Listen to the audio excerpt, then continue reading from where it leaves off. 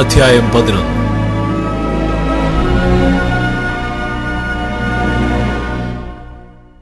എന്നാൽ ഈശായുടെ കുറ്റിയിൽ നിന്ന് ഒരു മുള പൊട്ടി പുറപ്പെടും.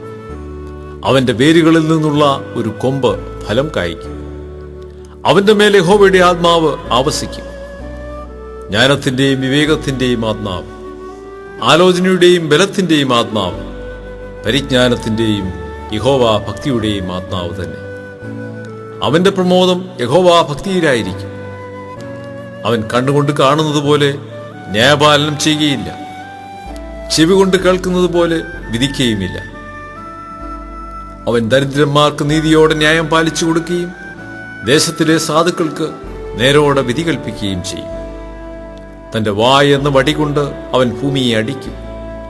തന്റെ അധരങ്ങളുടെ ശ്വാസം കൊണ്ട് ദുഷ്ടനെ കൊല്ലും. നീതി അവന്റെ നടുക്കെട്ടും വിശ്വസ്തത അവന്റെ അരക്കച്ചയും ആയിരിക്കും. ചെന്നായ കുഞ്ഞാടിനോടുകൂടെ പാർക്കും. പുള്ളിപ്പുലി കോലാട്ടുകുട്ടിയോടുകൂടെ കിടക്കും. പശുക്കിടാവും ബാലസിംഹവും തടിപ്പിച്ച മൃഗവും ഒരുമിച്ച് പാർക്കും. ഒരു ചെറിയ കുട്ടി അവയെ നടത്തും. പശു കരടിയോടുകൂടെ മേയും. അവയുടെ കുട്ടികൾ ഒരുമിച്ച് കിടക്കും. സിംഹം കാളയെന്ന പോലെ വൈക്കോൽ തിന്നും. മുല കുടിക്കുന്ന ശിശു സർപ്പത്തിന്റെ മാളത്തിങ്കൽ കളിക്കും. മുലകുടി മാറിയ പൈതൽ അണലിയുടെ പൊത്തിൽ കൈയിടും.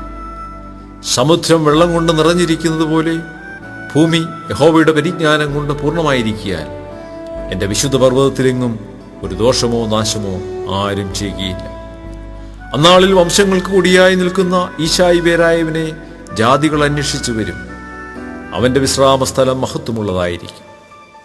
അന്നാളിൽ കർത്താവിന്റെ ജനത്തിൽ ശേഷിച്ചിരിക്കുന്ന ശേഷിപ്പിനെ അശൂരിൽ നിന്നും മിസ്രൈമിൽ നിന്നും പത്രോസിൽ നിന്നും ക്രൂശിൽ നിന്നും ഏലാമിൽ നിന്നും ശിനാരിൽ നിന്നും ഹമാത്തിൽ നിന്നും സമുദ്രത്തിലെ ദ്വീപുകളിൽ നിന്നും വീണ്ടുകൊള്ളുവാൻ 2 പ്രാവശ്യം കൈനീട്ടും.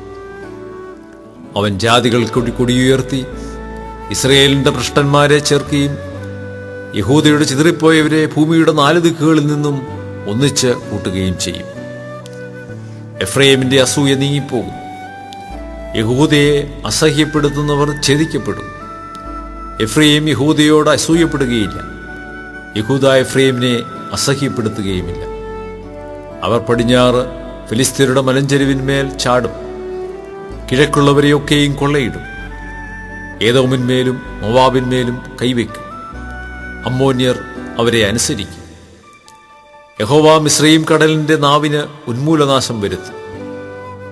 അവൻ ഉഷ്ണക്കാറ്റോടുകൂടെ നദിയുടെ മീതെ കൈയൂങ്ങി അതിനെ അടിച്ച് 7 കൈവഴികളാക്കി ചെരുപ്പ് നനയാതെ കടക്കുമാറാക്കും.